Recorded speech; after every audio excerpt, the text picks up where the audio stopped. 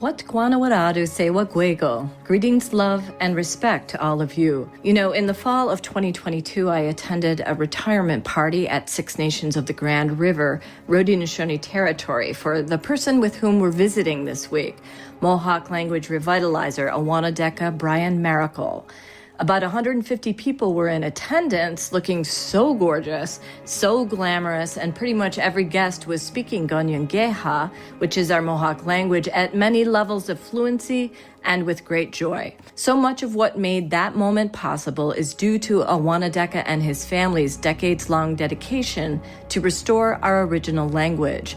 When he returned to Six Nations in the 1990s, after a distinguished journalism career and decades as a carpenter, Owennatekha and his family intersected with a great push within our confederacy to standardize and reclaim Kanyen'ké. It was up to us to decide, well, where do we start? What do we say on day one, minute one? And then what? And then what? And then what? And it took several years to figure out the most efficient way of doing that. Over 20-some-odd years of saying, and then what, Owennatekha and his family built and grew Uncle Owennatekha Adult Language Immersion School at Six Nations, from which I am so fortunate to have graduated in 2021. The school is the gold standard of language revitalization in our Haudenosaunee Confederacy and beyond. And Owennatekha says all the challenges have been worth it when he hears language being spoken naturally in our community. I go to public meetings nowadays, some political thing here, land back, or who knows, whatever. There's no political meeting that takes place without one of our grads, one of our students, getting up and going on in the language. Jabber, jabber, jabber, jabber, jabber. And they don't care if people there don't understand. They just feel the need to express themselves in the language. We are Yati Nistaha Ne De Garunya Ganore, the Auntie's Dandelion. We're focused on revitalizing our communities through stories of land, language, and relationships.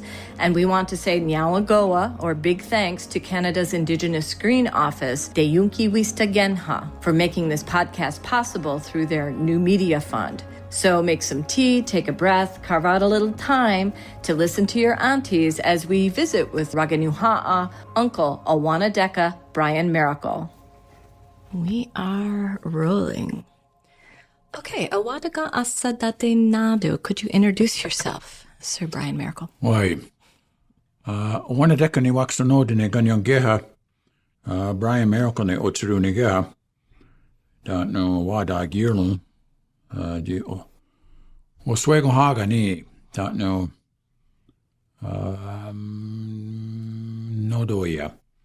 Wada ezo oya na hodonsa ia ga tarlakwe. Got one Israel denyo ki at the genhas. Uncle Owennatekha Jinua eat kanantonsque ki at the great niokne. Nene wa aganitiokuni ne de yunganinyago o negiosta. Datnum. Agereti de wasno aston yosalagi nigariwes kiat great niokne. Dananua nekne kiat again has. Ewado asirun Najer Hansa, Oni? Oh, yeah. My name is Owennatekha Brian Maracle. I'm from Oswego. For 23 years, I was the head of Uncle Owennatekha, the Mohawk Adult Immersion Program that my wife Audrey and I started to teach adults the Mohawk language. And the funny thing is, if you can call it funny, the funny thing is that we set up the program to create adult speakers, even though neither one of us were speakers at the time. And neither one of us grew up speaking the language. Her dad spoke Cayuga. Neither of my parents spoke the language. It was the case in the mid-'90s when both of us moved back here, the early to mid-'90s, that the number of speakers was declining kind of rapidly. I'd guess that in the mid-'90s there were probably only about 20 to 30 first language speakers left. There might have been a few more, but they weren't what we call current speakers. They they had spoken the language as children, but they had gotten out of the habit of using it, and so they'd lost a fair amount of their language. So we had a lot of people who used to be speakers, and a few people who were active current speakers in those days, and we were trying to learn the language ourselves, and we didn't realize it, but we'd stumbled onto something that is a big help if you're wanting to learn a language to become a speaker, and that is one of the things that helps is to teach the language. If you teach the language, it'll help you speak the language, which was the spot that we found ourselves in. So we started this, and we started working on it in '96, and we got around in 1999 to actually beginning classes, our first class for people to learn the language. And we were using a new method that Kanyen'ké David Maracle had devised to understand the language. And if I can toot the horn for him, he had made it his life's mission to understand how the language functions. What was the internal operating system of the language? Just like a computer has an operating system, all of the Uncle Owennatekha languages on Turtle Island have an internal operating system, which the linguists call polysynthetic, but which we call root words, meaning that there are these little bits of information, which we call roots, which we assemble into words. And he'd figured out all of the bits and pieces that go into our words, that go into making up vocabulary. And of course, this is a different system that European languages have. They're based on whole words, where a word exists as it is and it doesn't change. A word house, a word car exists as it is, and you might be able to put an S on the end of it to say that there's more than one, but that's about all we can do with it. And there are a few things that we can do with a verb to sort of modify it to provide a little extra meaning, but it's very limited. And with Kanyen'ké, the Mohawk language, there are many pieces of information that will go into creating a word, and that word can be an object or it can be an activity. And we will have perhaps as many as 6 or 7 pieces of information that go into saying something, which would be the same as a whole sentence in English. So one word in Mohawk is often the equivalent of a whole sentence in English. And learning Mohawk, the easy way is to learn all those little bits and pieces, to assemble them together to say what you want to say. And the traditional way of teaching the language here for probably 100 years was to teach whole words, which is the equivalent of trying to teach somebody English by teaching them whole sentences. There are an infinite number of sentences in English that you can put together. The same thing about the number of words in Mohawk. There's an infinite number. There might be an upper number, but I don't know what it would be. And so the challenge is to find some way of getting a handle on putting together these bits of information and learning the rules for putting them together. And that's what we did here with Owennatekha's work. We took all of the pieces of information that he identified, and over the course of many years, figured out an efficient way of helping students put them together in a way that so that they could understand and say things they've never heard before. And talk about like the Mohawk language in terms of being ranked, I guess, as far as difficult language. Where would you place Mohawk? Well, the American Foreign Service Institute has come up with a classification system to describe the differences in the length of time it takes to learn a foreign language. And they've done that for basically all the major languages on Earth. And what they found is that the number of classroom hours it takes what they call a motivated student to learn a language like French or Spanish is about 600 classroom hours. So 600 hours in a classroom makes you an efficient, proficient speaker of one of those European languages that are very close to English. And they say that, well, that's one category. A second category is one that takes 900 hours, 50% longer. And that's German is in that category. I think Swedish is in that category. So those languages will take 900 classroom hours.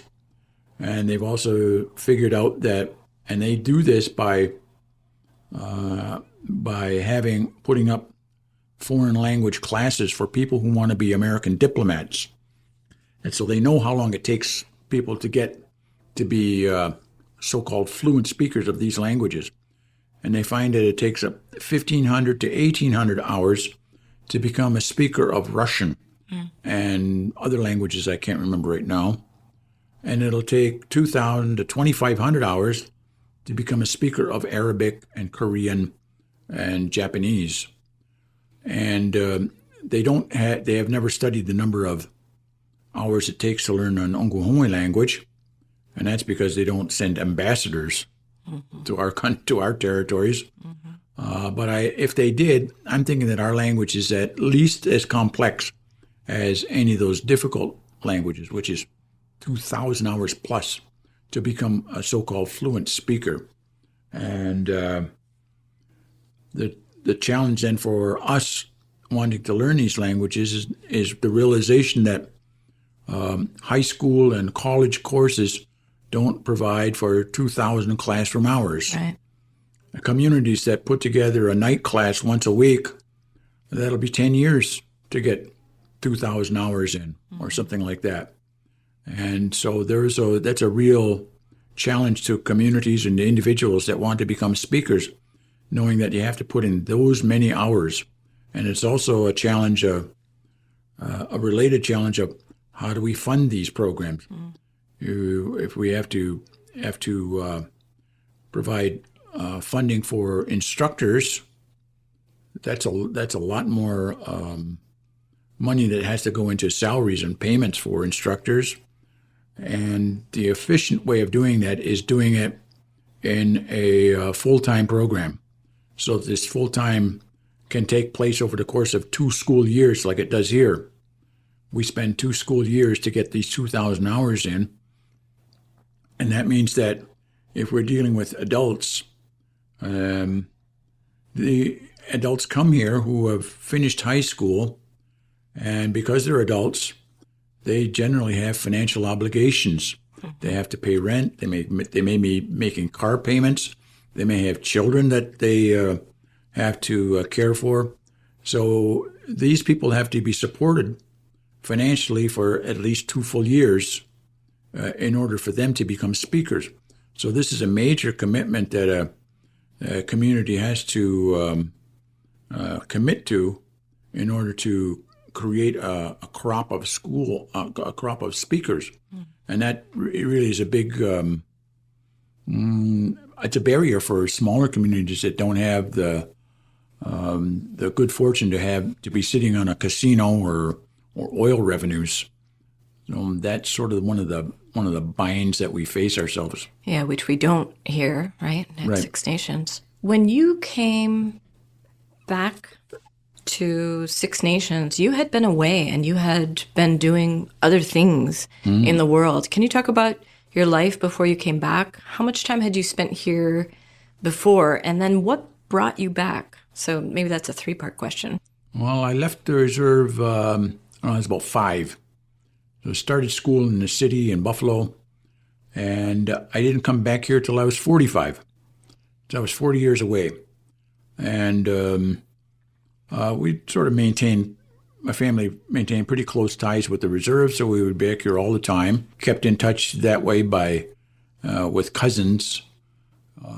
But when I got to be an adult myself, I went to university, and from then the number of careers that I've had kind of a variety. One was probably the first job I had was being a carpenter, which was my dad's trade when he was a young man, my grandfather's trade.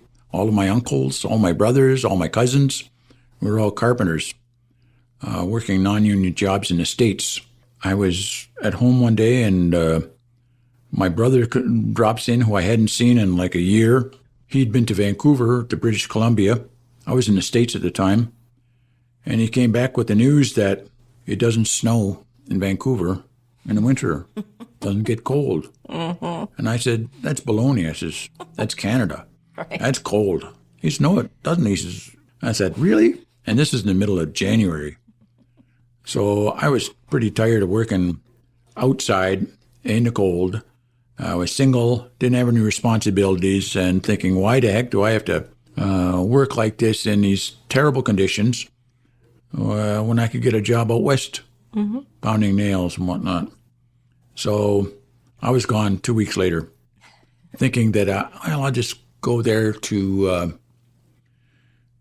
work till springtime. And my parents were living there at the time in Vancouver. I get out there and get steered into working at an Uncle Owennatekha organization. There were no such things in Rochester, New York in those days. Because by that time I had a college degree. That was a very rare thing in those days, in the early 70s. I could get a job, and I stayed at working in what I call the Indian business for, I guess, 8 years. What kind of organization was that? I guess most of the time it was an organization of what they called then non-status Indians. Because at the time I didn't have a status card. My family didn't have Indian status at the time. Be another long story. And there was an organization for people who didn't have Indian status in those days, before Canada passed Bill C-31 to put people back on the list.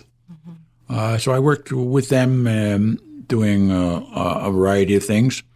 Got to see a lot of the province, meet a lot of people, and help out in that way. And 1980, I moved to Ottawa to one of the last things I did in that field was working with an Uncle Owennatekha newspaper, without any training, without any experience. And after about 3 years of that, I moved to Ottawa, to Carleton, to study in a journalism program, where I got a journalism degree, and worked at the Globe and Mail as a reporter. After that, I worked at CBC Radio as a program host.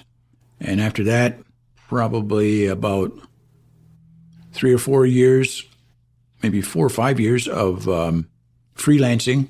And then I wrote a couple of books at that time. What were those books?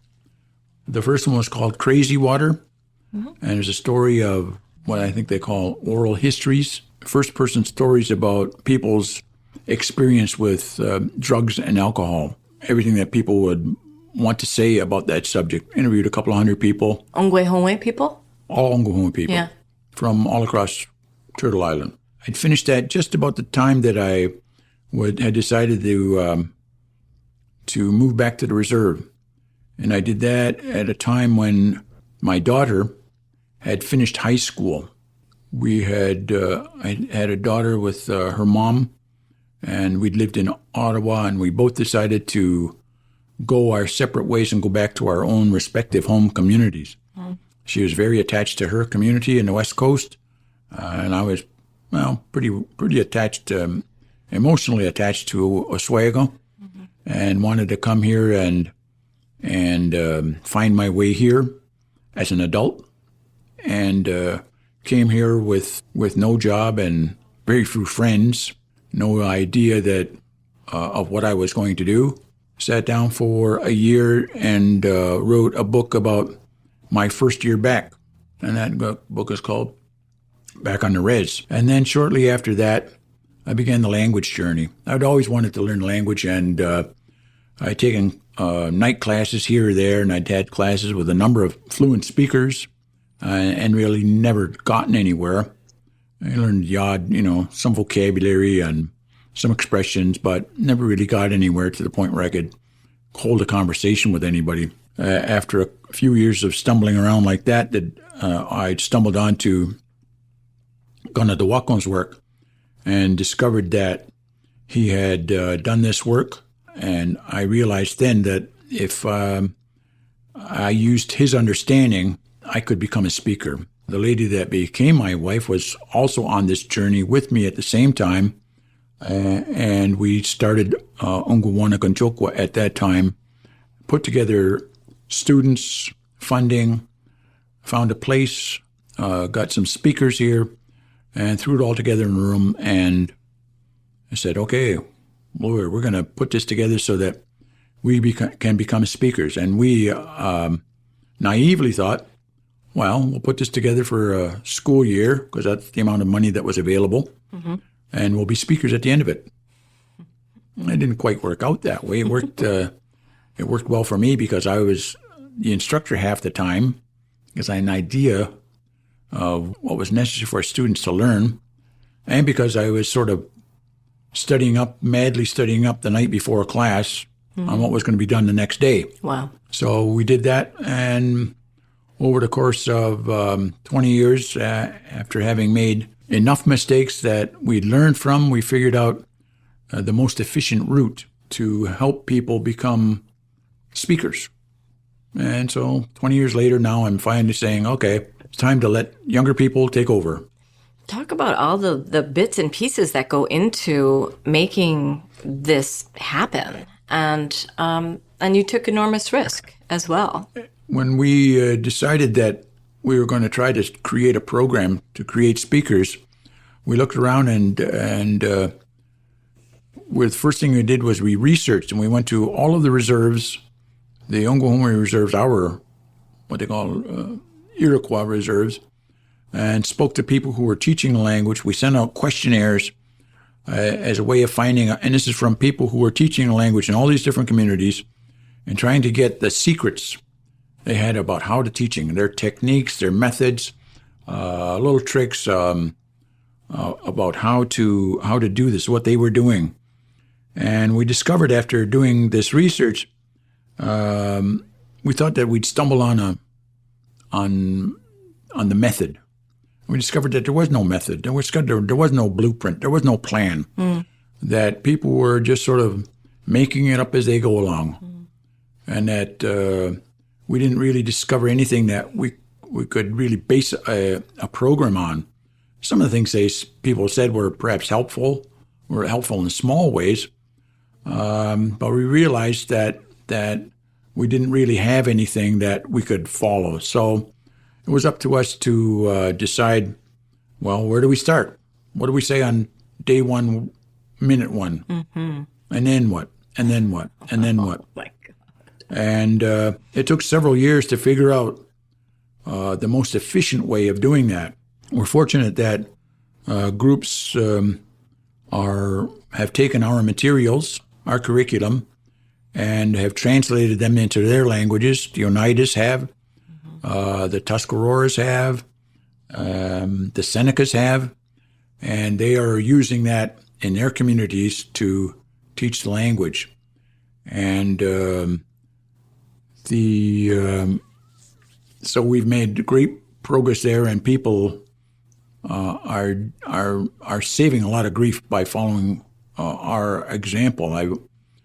I sat in on the graduation for the Seneca program a few years back, and I sat after and watched their graduates go up on the first year graduates, and I was very impressed by their proficiency in the language, the way that they could speak freely and easily about what to me was ordinary everyday stuff. They were very well on their way to becoming everyday speakers. And I'd say that they easily cut 10 years off the job of what we did. Amazing. And they were producing speakers on year one. And we weren't doing that in year one. It took us probably 10 years to do that. Yeah, because you were perfecting the method. Yeah. So, wow. And other groups have come, not just Haudenosaunee nations, right, to look at this program? we get visitors here all the time from all over the place. And we get called out to other communities to go and present at conferences across the continent. We got very good friends in Hawaii who are right behind us and really admire what we do. But we have a lot of people who are interested in what we do and want to duplicate what we do, and we do everything we can to help them. The problem is that other communities are not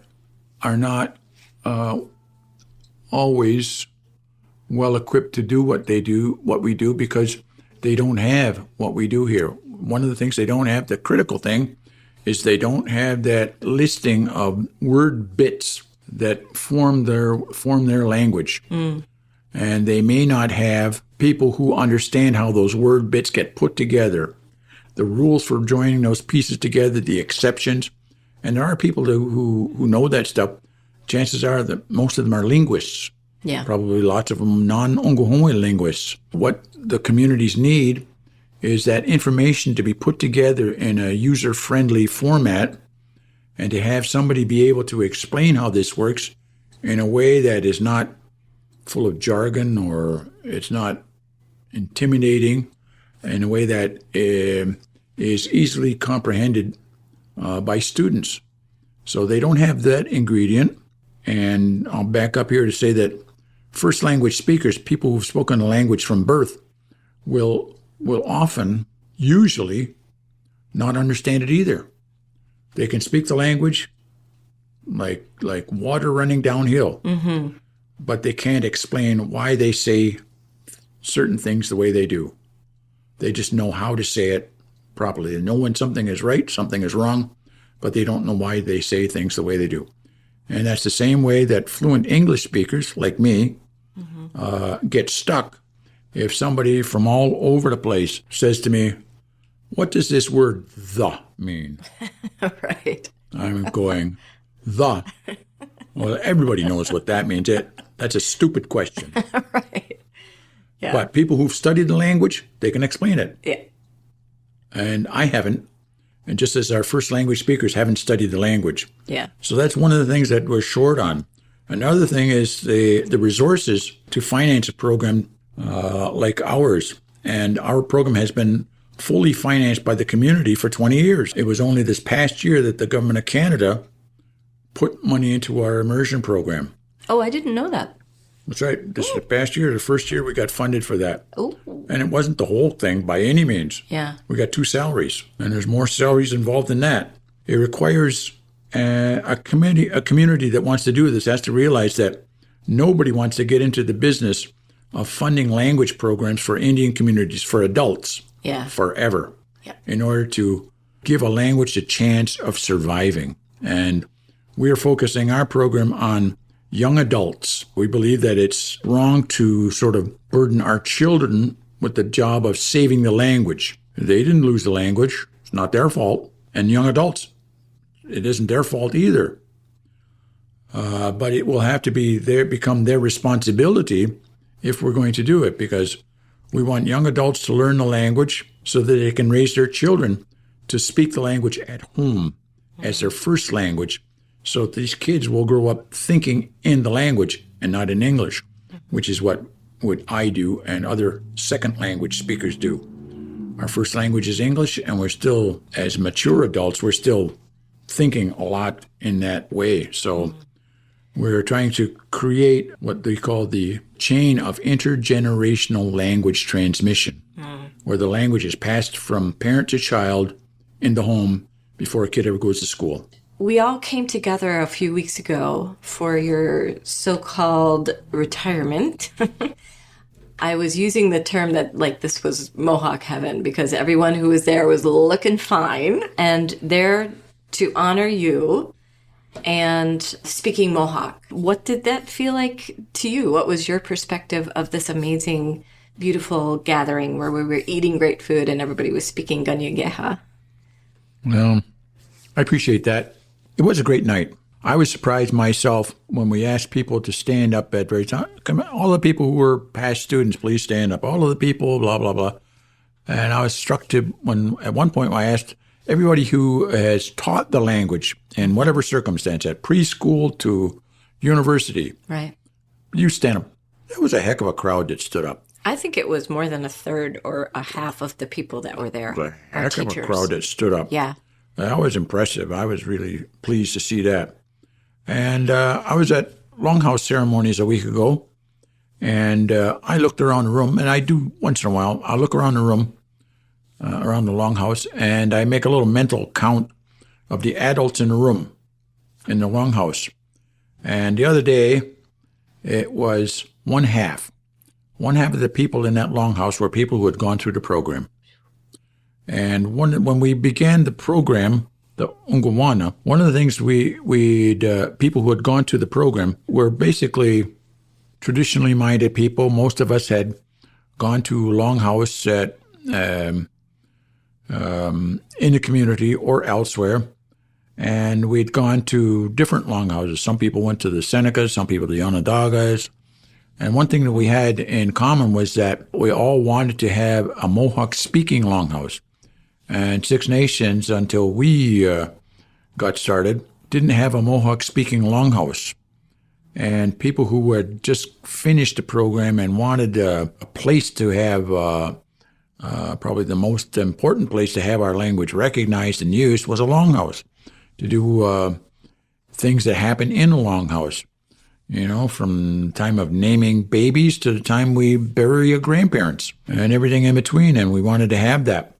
And so pretty shortly after we'd been in business for a few years, we started putting ceremonies together, and it was the right time. And so in a sense, I'm getting credit for something that a lot of people had of the same mind. I was of the same mind, that we wanted to have a place where we could put the ceremonies through in our own language.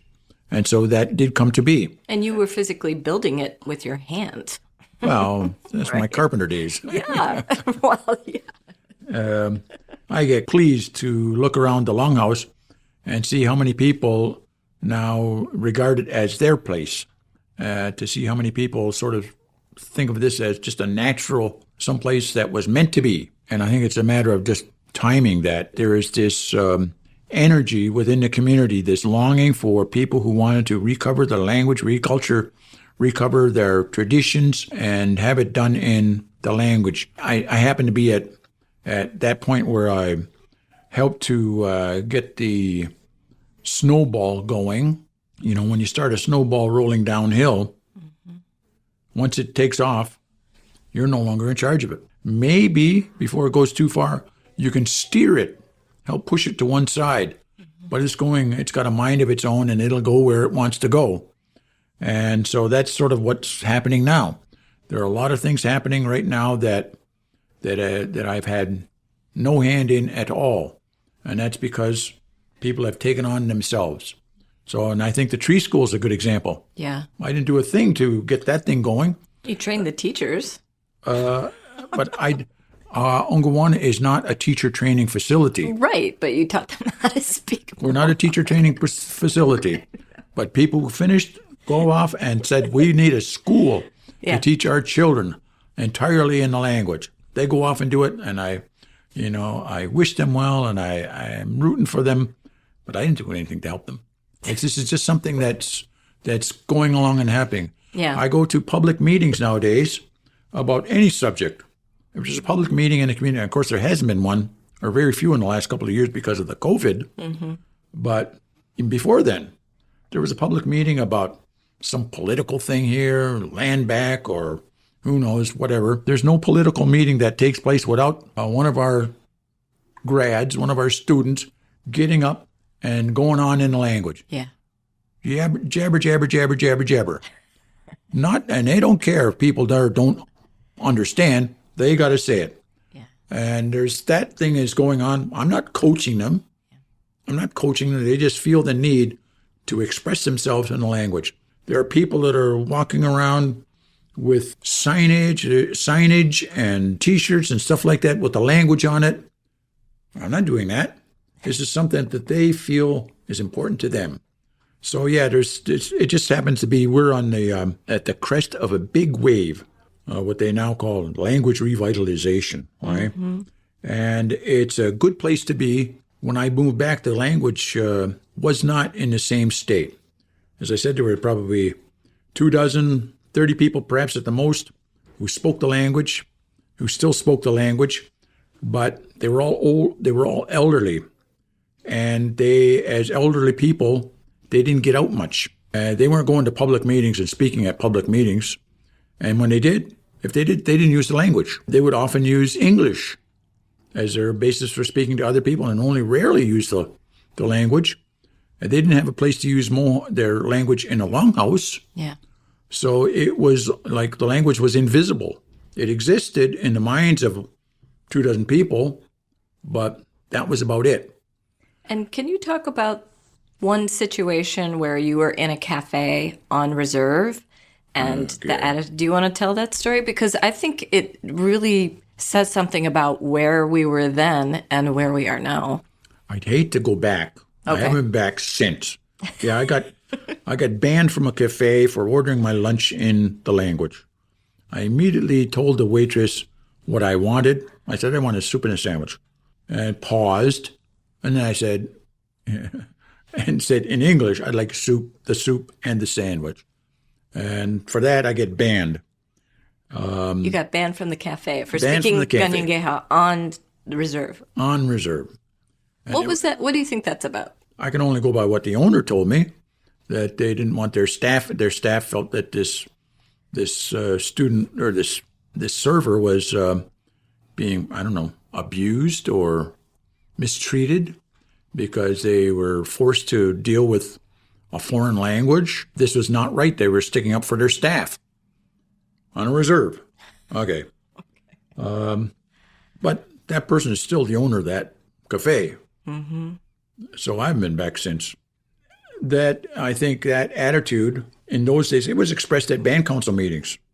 People were not supportive of language because we'd gone to them and asked for money way back in the day. Yeah. And it wasn't supported by the powers that be. We were supported by the local employment agency, Grand River Employment and Training. Great. The head person of that, Elvira Garlow, another one I have great respect for because she bent rules.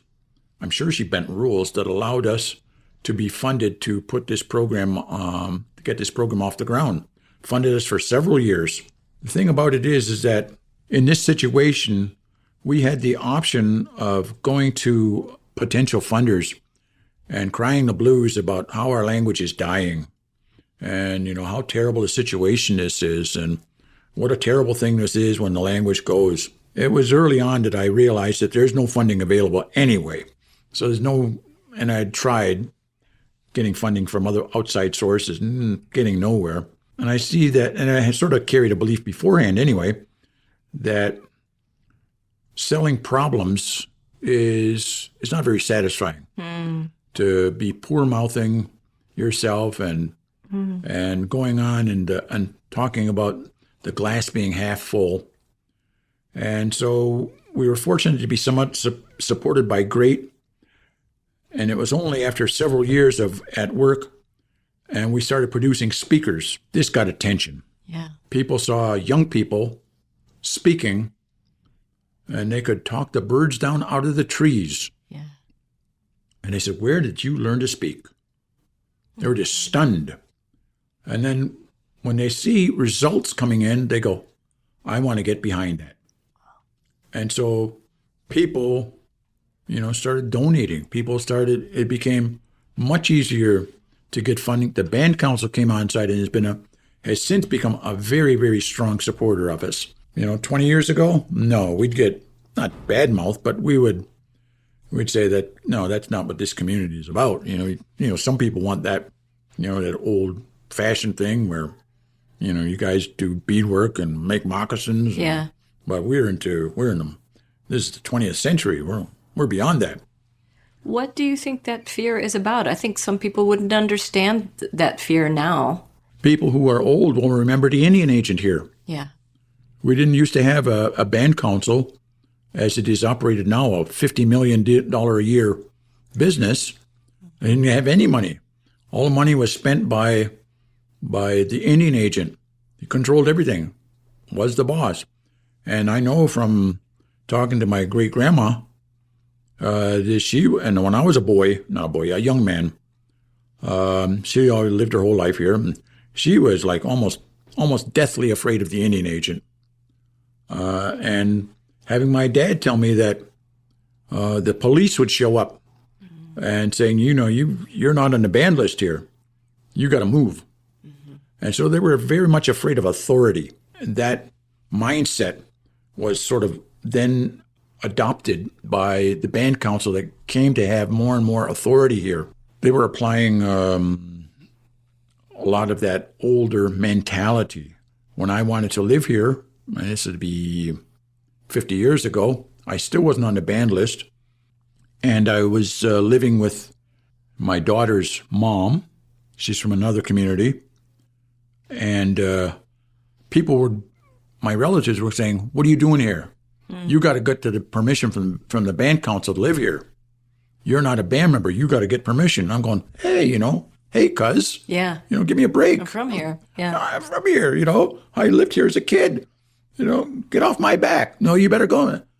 So to keep peace there, I went to the band council to get permission to live on the reserve. Right. I explained my circumstances in a letter, and the band council gave me permission to live here on a reserve for a year, but wouldn't give my daughter's mom permission, who was from another reserve, because we were living in sin. Oh, what? We were living in sin. We were not married. So that was the mindset in those days. People that adopted wholesale these values from the outside and applied them here and applied them with, an iron fist. So things were very much different in those days, and people have been growing and growing ever since. And now people who have the ability to express themselves in their own ancestral language, well, you can't stop them. Yeah. And why is Ongwehue language important? What do you see? What is the actual play out of when somebody learns their language? Why is it you've dedicated your entire life and that all of the energy of your family, and your daughter speaks Kanyen'ké and ran the online school? It's just been such an important part of your family. And in the end, why is this important? I'm glad you asked me that. I think we all have to look at origins to get an understanding of anything. Where do things come from? How did things start? And we think, how did things start for us? Well, we could think about 1924 or something, whenever the band council was imposed on the community. We could think about 1784 when we moved over from what's now the United States. We could think back to the Great Law and the end of the warfare between the tribes. We think back, that's still not the origin. The origin is us as Ongwehue people. Where does that come from? Well, I'm one of the people that believes that it didn't come from people who crossed the land bridge from Asia. I think that it came from the time when Sungwaya Dizon created the first human beings with a handful of clay. And he breathed life into those two human beings. And what he did was that he gave them life, but he also gave them a few other things. He gave them a language for them to communicate with each other. He gave them the language to communicate with one another. He gave them the knowledge about how to survive in this corner of the world. He didn't teach us about cactuses. He didn't teach us about, long-lining whales or something like that. Yeah. He taught us how to survive on this corner of the world, how to thrive. I believe he also gave us responsibilities. He gave us the responsibility to pay our respects to him, to pay our thanks to him on an ongoing basis. This is the origin of us putting through the Ahondogari Wadekwa every time we come together. Mm-hmm. That's the origin. That's part of the contract that we have with our Creator, that we pay him our thanks on an ongoing basis, daily and periodically throughout the year, when we give thanks for the different blessings of creation he gave us. I also think that he gave us certain responsibilities as human beings, the responsibility to love and care for one another, and the responsibility to pass on our teachings that he gave to us, to our children, the knowledge about how to survive and coexist on this landscape, and the responsibility to pass on our language and our teachings. So to me, I think that the language is a sacred responsibility that I have with my Creator, that I am fulfilling my end of this contract that was made at the beginning of time. It comes to you. People that have attended the program have said that it's a life-changing experience. And several students have told me that it's changed their life. And it did mine. I've told a number of people the story about when shortly after I came back, I'd come back after having been working in Indian country with Indian organizations and, going rah, rah, rah, Indian rights, blah, blah, blah, and so forth. And I came back here and got myself involved with the little local politics. And I came back with this activist background and not content to sit down and sit back and not make waves. So I'm going to come back and make waves. And so I started doing that. And one of the things that I was involved with is the issue of band elections. And shortly after some event here, there was a public meeting where somebody got up and started bad-mouthing me and what I was doing as being not a good thing. And I get annoyed. So I raised my hand to sort of speak and respond. And the chairperson said, taking names about people who wanted to be speaking. So I was on a list of people to speak. And I'm thinking what I'm going to say. Oh, I'm going to get back here. I'm going to straighten this issue out and clear the air. And what were they saying about you? Oh, I can't remember. It was, whatever. It was politics. Yeah. They disagreed with what I'd done. And as I'm sitting there stewing, thinking about how I'm going to respond, this image came across my field of vision. And it was exactly like the ticker tape in Times Square, where this little message comes scrolling across my field of vision from right to left. I saw this thing come across there, and it was the word Gatni Gonrio. Gatni Gonrio. And I said, well, this is probably in the early 2000s. By that time, I certainly knew what the word meant. And people who have a sort of a beginning understanding of the language and our so-called culture know what that means. It means a good mind. And it talks about, that's one of the three principles, supposedly, of our interpersonal dealings.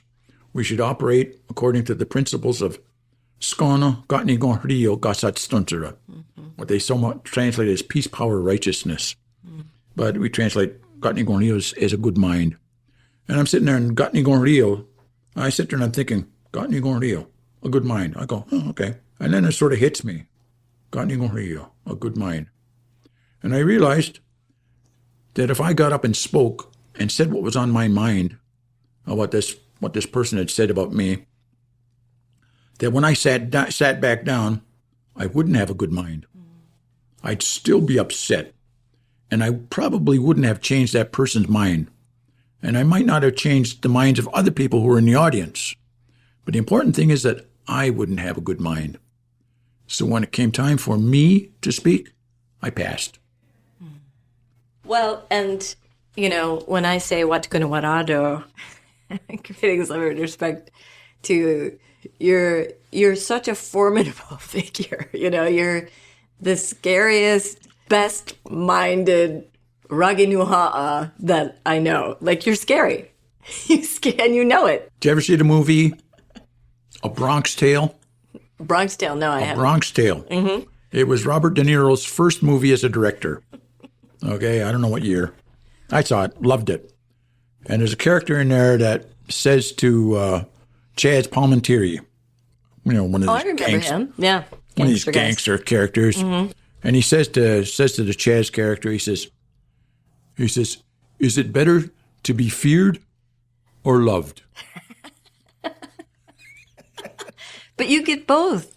And this is sort of rooted in what Machiavelli said back hundreds of years ago. Same question. Somebody perhaps put it to him and said, is it better to be feared or loved? He said, well, ideally, you should be both. Right. Ideally, you should. But if you can't, he said, it is better to be feared than loved. But why? And, well, you have to read Machiavelli. But the character, right, Chaz Palminteri says to him, he says, it'd be a good thing to be both. But if you can't, he says, it's better to be feared. Choose the fear? He says, it's better to be feared. Fear lasts longer. But what I have to say is you do prepare people to be in the presence of elders that are super cranky, that you're, not getting the words right. It is an amazing preparation. And, you're a great dad. You're a great, husband. And it's just this amazing combination of person and just so absolutely widely beloved.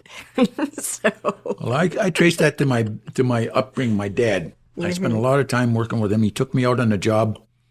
He had his own carpenter crew. He took me out when I was 8 years old, and he drove me to work hard. He taught me a work ethic. You learned hard lessons the hard way, and where he would tell me, he says, never carry 2 planks when you can carry 4.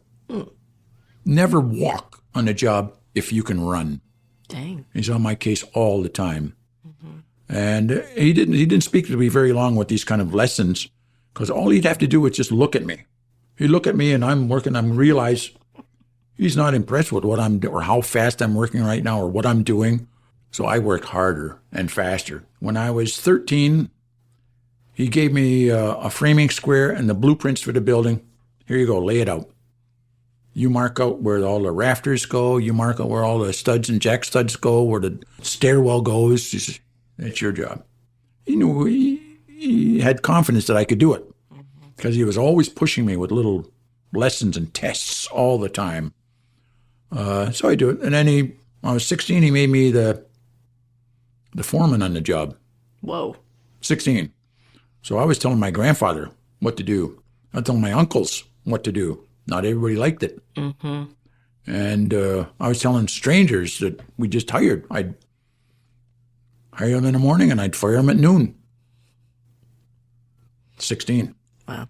So you get kind of hard-minded when you have to be. So, yeah, I guess it's carried over. But I did make a pledge that I would say something to you every day, even though you're terrifying. Well, that's good. Yeah. And if you talk to my missus, you'll know that she knows, and she'll be the first to tell you, I'm just a big teddy bear. Oh, and your daughter as well. Yeah, I'm just a big teddy bear. Yeah, the secret definitely is out. I said the secret's definitely out, and yet, the fear remains. I do wish that message sort of got out a little wider because, I don't know, I walk into a room where there's little kids and they just run away in terror, crying. I don't believe that.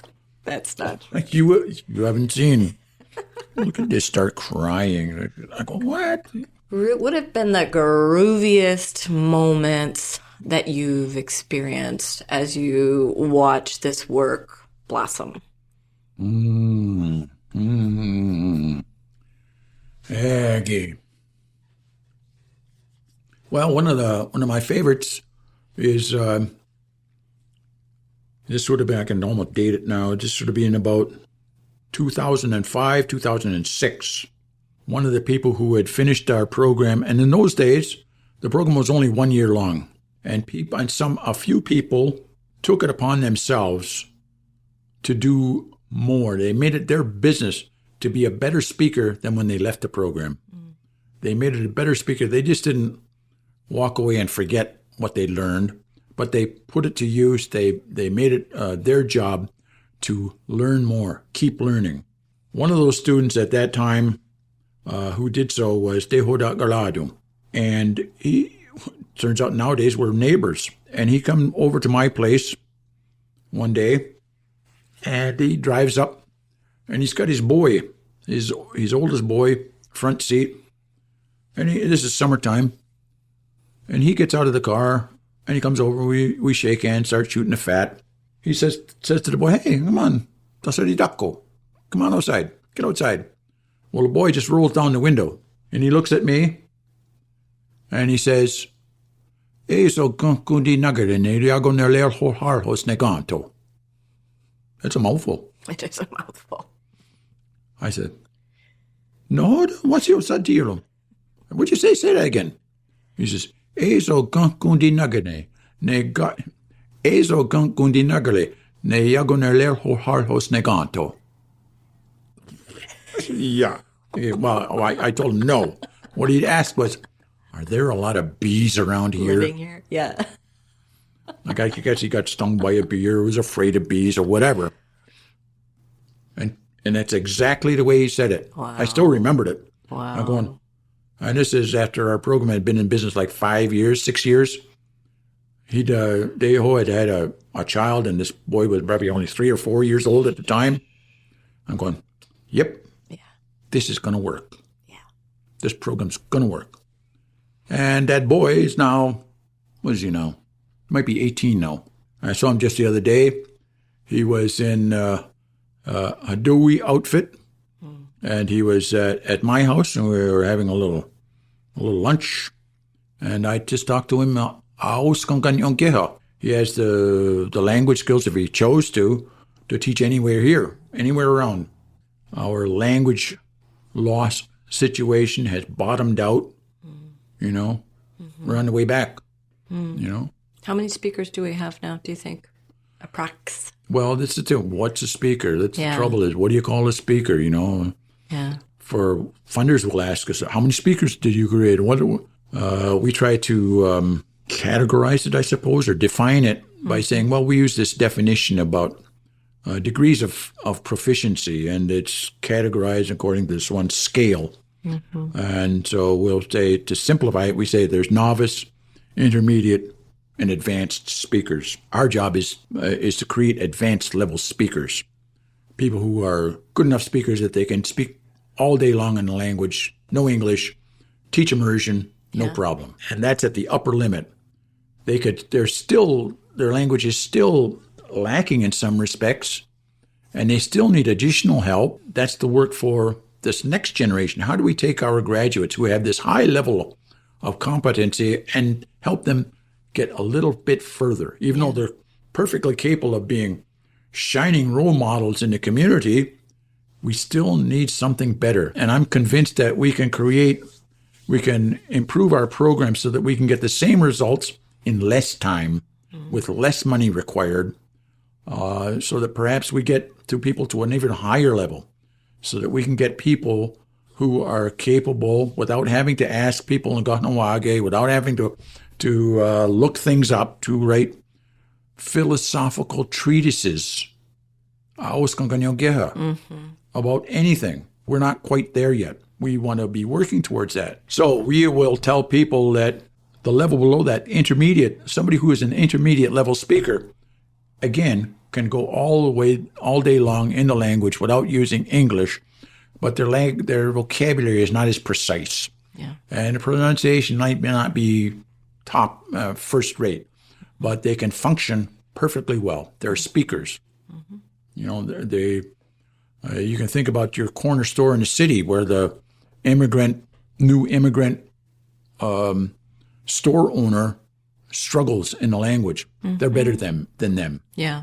Okay. And these people, they're speakers, and I don't have the figures. We only have small classes. We have like 10 students max per year. And out of that, I'd say that about 6 of them achieve that intermediate level of competency.